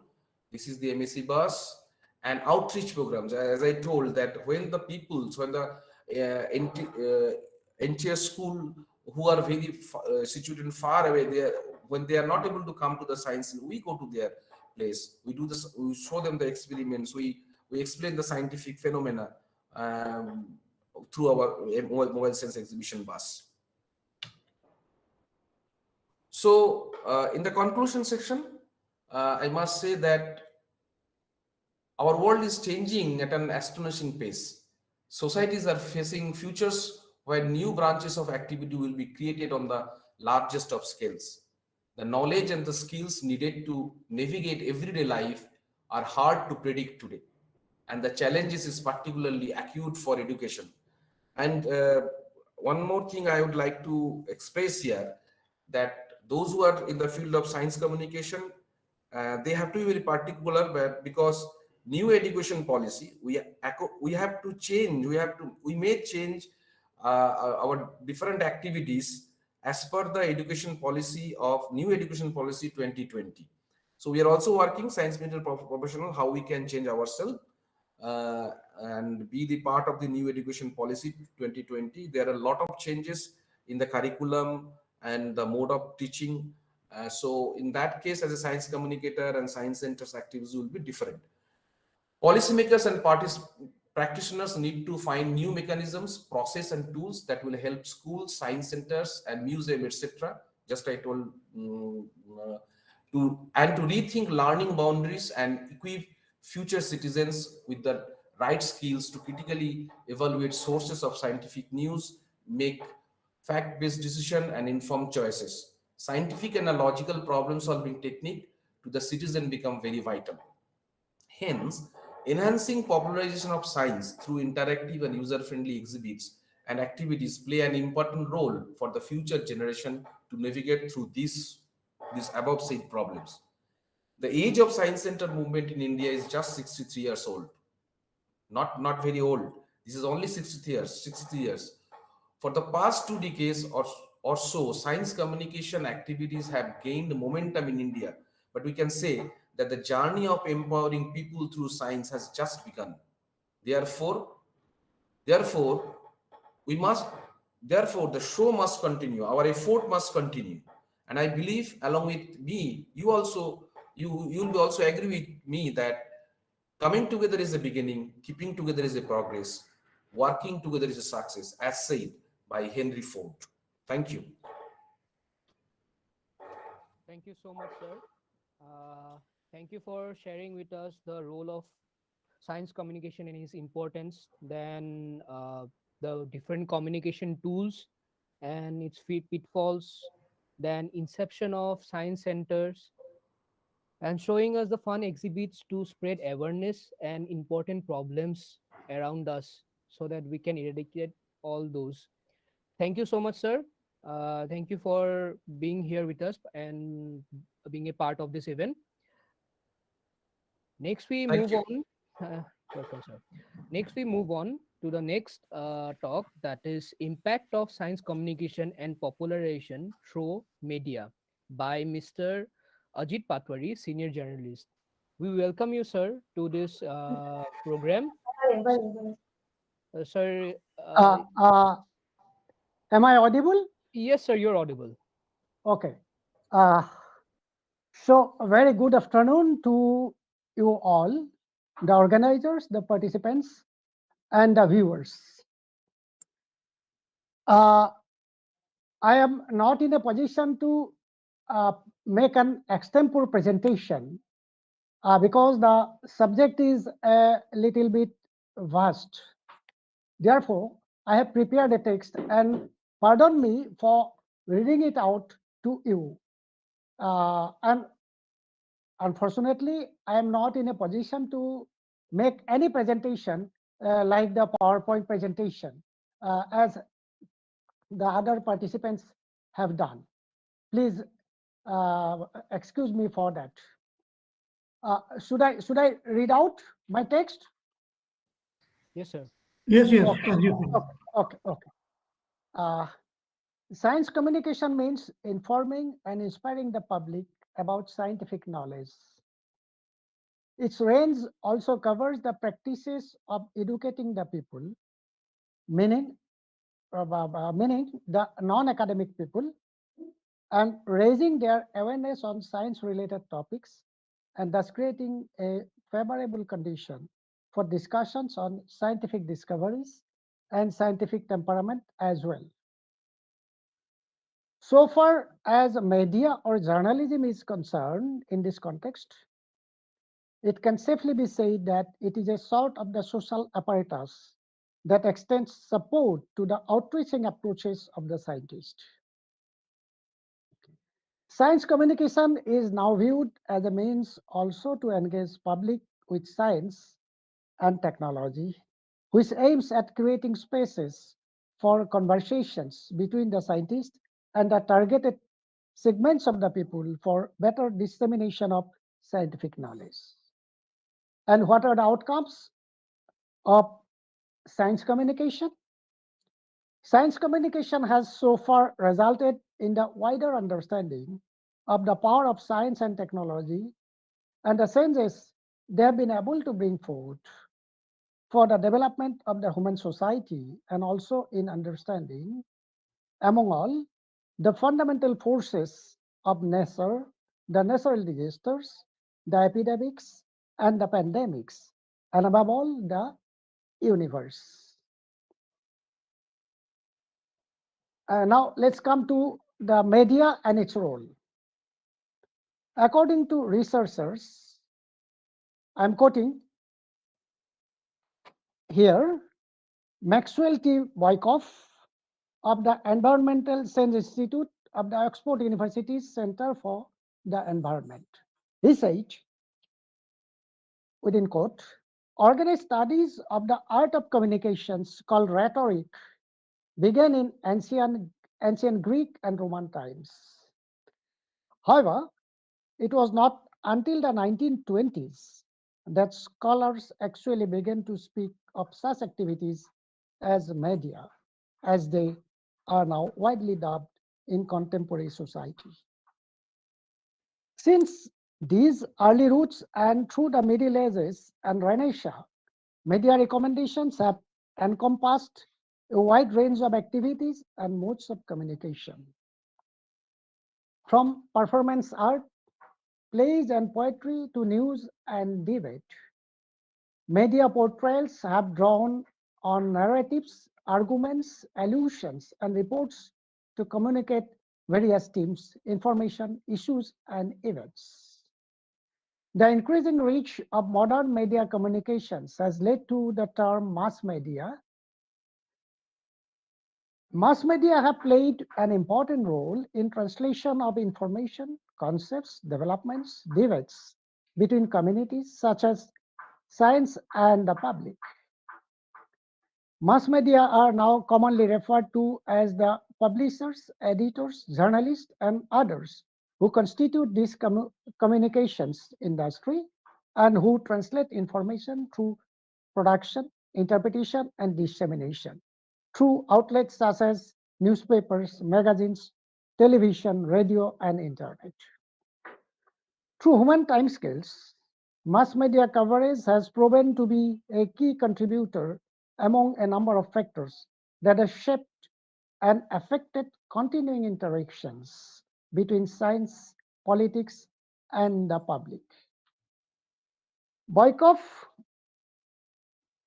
said these sentences in his paper, Media and Scientific Communication, a case study, case of climate change. Now, I have finished his quotation, and let's be clear one thing, that here we shall be confining ourselves to print and electronic media only, because I'm a man of print media and I have a little bit of relations with the electronic media, and of the other medias I have a very scanty idea. Academic studies have found that the public accumulate much of their knowledge about science and technology from the media. The power of media is such that scholars have been maintaining that it could shape the moods, attitudes, and a sense of what is important or not. Its immense capacity to reach out to the people has now made media the most potent vehicle for conveying the news on the scientific discoveries and discourses to the masses of the people. It has also emerged as a credible platform for the interaction between the scientists and the common people on various issues, making it easier for the spread of scientific knowledge. Am I audible now? Am I audible? Yes, sir. Yes, Yes, sir. yes. Okay. Media, which was earlier, say about 4 decades back, represented by a few newspapers and magazines, and the government controlled radio and TV, has now included in its fold various TV channels through the cable and satellite TV, etc. A growing number of newspapers and magazines, private radio stations, and above all, the internet. Researchers have found that media have enormous potential for science communication, even though each of the media components has different roles to play for each of the social segments. For example, the roles of the popular science magazines differ from those of the popular newspapers or TV channels in propagating the news on the developments taking place in science and technology. The theory of the black holes or the concept of Bose-Einstein statistics cannot be explained by the popular newspapers like the Times of India in the same tune of the science magazines like the Science Today. Of course, the TV channels like the Discovery Channel or the BBC Art podcast enjoy more advantage in this regard because of their audiovisual nature. Dissemination of the information on each and every scientific discoveries or technological innovations, starting from the formulation of the concept of zero to the space shuttle or the International Space Station and spacewalking, the Mars expedition, tectonic plates movements, changes in the oceanic temperatures, weather-related developments, among others, have been done by the media for the knowledge of the different segments of common people in an elaborate manner. Today, humanity has already mapped the human genome and are grappling with the ramifications of biotechnology and gene editing. While on the other hand, the entire human race, nay, the entire global life order is facing the challenges of global warming and climate change due to the anthropogenic activities. Media has been trying hard to help its wider readers, listeners, and viewers keep themselves abreast of all such developments and also of the grit of the scientists to make life more silky and gorgeous. This grit of the scientist has brought forth the 3D printing technology and the nanocomposites, which could be used in the production of everything ranging from the low-cost car parts to the bridges and less painful belly sleepers. Now, with the invention of the biomaterials and bioprinting, scientists are considering its use for creating artificial organs too. Media, acting as the bridge between the scientists and the common people, has been carrying all this news to the masses. Researchers view media coverage of the developments in the field of science and technology not just as an amalgam of news, articles, and discussion, but also as a social relationship between the scientist and the public. Considering the importance of media in disseminating the news about the developments taking place in the field of science and technology, leading universities like the Oxford University have been introducing online courses on science communication and media writing. Some of them have also started research on misinformation campaigns, news coverage, and platform companies in public understanding of science and technological innovations.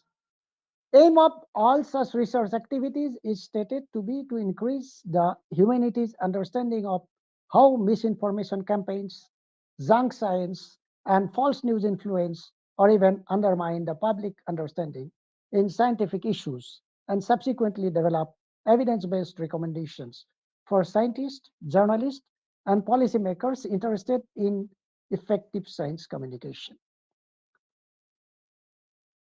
And here is a but. This is indeed a fact that we are in the middle of a complex information disorder. Credible, trustworthy news are made to compete with a lot of fake and misleading information, which usually result in confusion and many other problems. This has made some leading universities like the University of Tokyo to undertake research projects for precise science communication in some crucial subjects like nanotechnology and earthquakes as per the aspirations of the community and their interest in basic science. The researchers found it important that the expectations are realistic for each research field and that the interest was created through the dissemination of information. They also investigated the public awareness of low dose exposure after the Great East Japan earthquake. Questions have also been raised on the credibility of the media in reporting the prospects of disasters. Even if the scientists involved in predicting such eventualities make errors in certain respects, the media which report such predictions are also held guilty. Many such cases are there.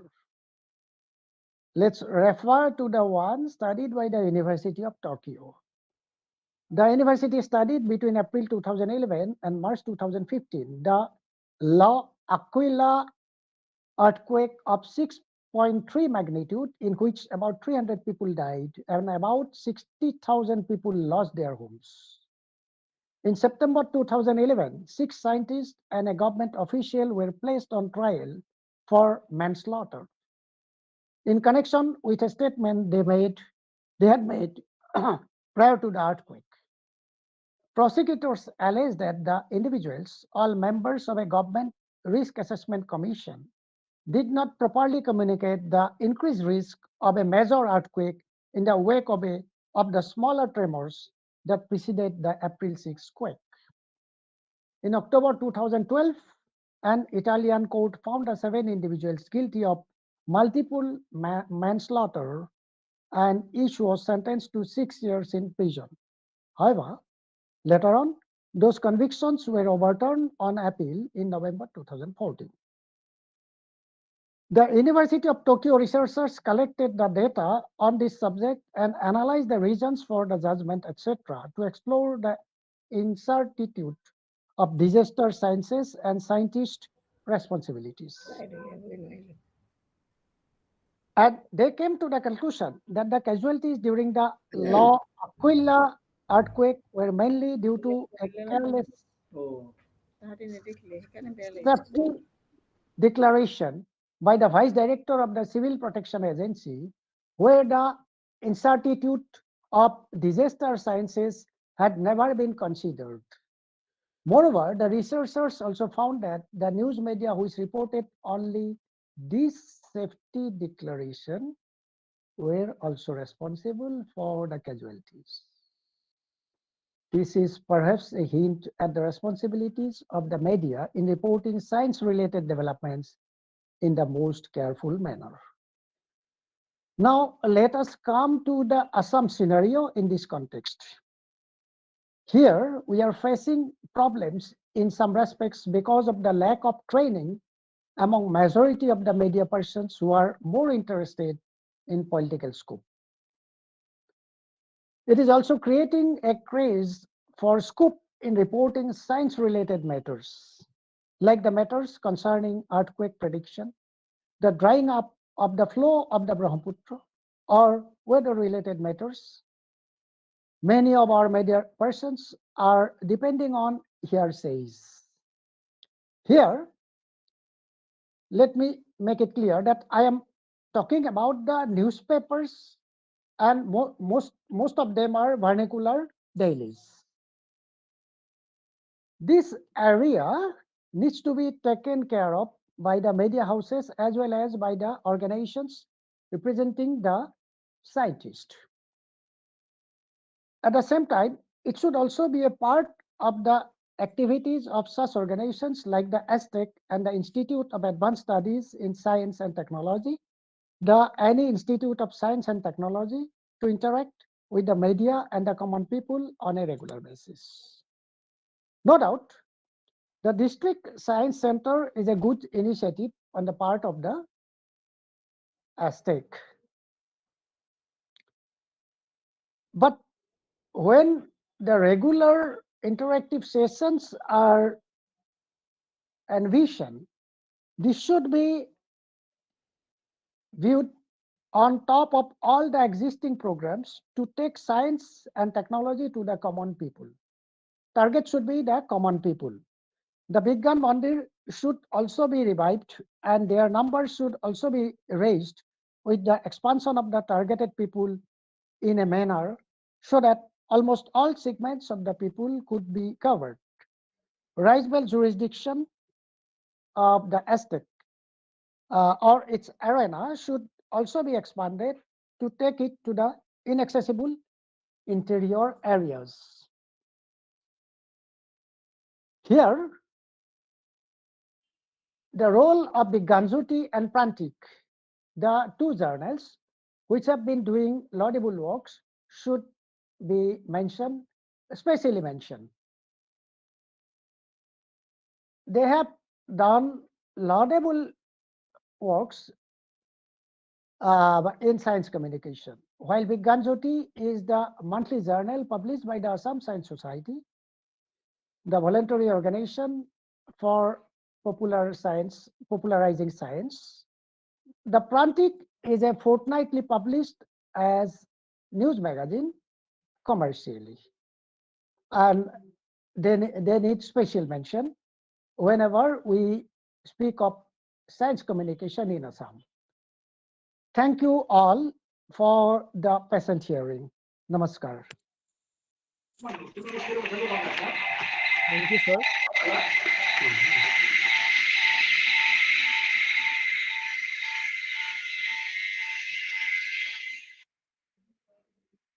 Thank you, sir. Thank you for sharing with us the evolution of science and communication in the context of media, then effect of mass media in scientific communication, how media plays an important role to transfer new age technologies like 3D printing, nanotechnology, etc. And lastly, responsibilities of media in science communication and popularization.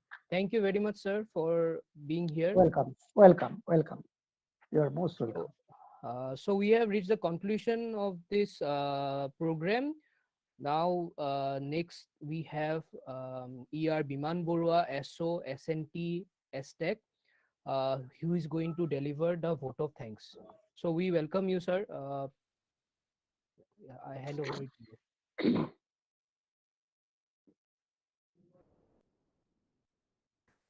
Sir, your audio is muted. Thank you, Subankar. Now it is audible, I think. Yes, yes, sir. A warm and graceful afternoon to our valuable guests. It is my privilege to propose a vote of thanks and acknowledge the contribution who work really hard to make this Vigyan Utsav celebration happen. I, on behalf of Assam Science, Technology and Environment Council, first of all, extend my most sincere thanks to Dr. Devopriya Datta, Advisor, Head, SSTP DST Govt of India. Thanks Dr. Rashmi Sharma, Scientist at DST Govt of India, for her support and guidance for organization of Vigyan Utsav. On behalf of my council, I extend really hearty vote of thanks to our honorable speakers, Dr. Sujit Banerjee, Scientist F, National Council for Science, Technology, Communication, Department of Science and Technology, Govt of India. Dr. Amiya Rajbangshi, former Vice Principal, North Lakhimpur College, and she is also Science Communication Awardee.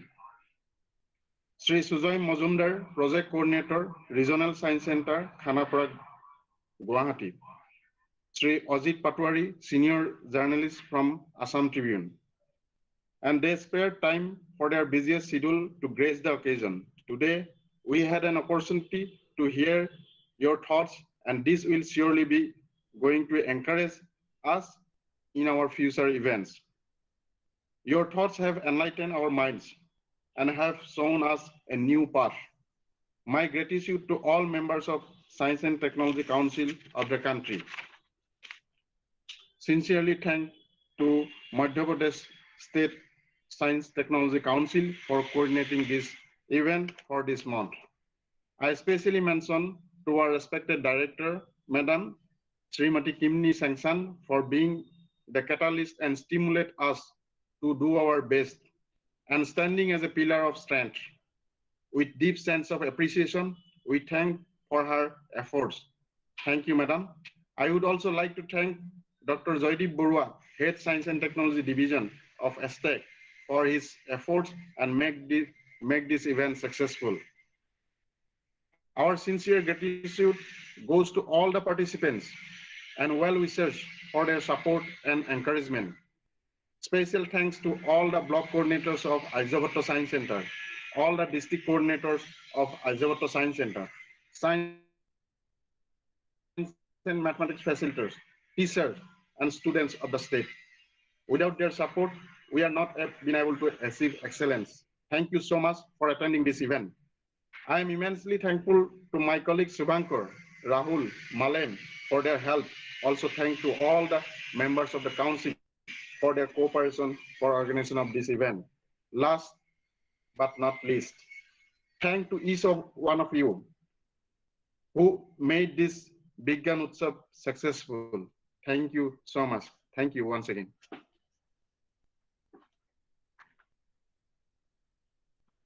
Now the program is concluded here. Thank you all of you. Thank you, all of you. Thank you, everyone. Thank you, man. Thank you, Sujoy Majumdar. Thank you, ma'am. Thank you, sir. Baidu, Ajit Patwari, and everyone, all participants. Thank you. Thank you, sir.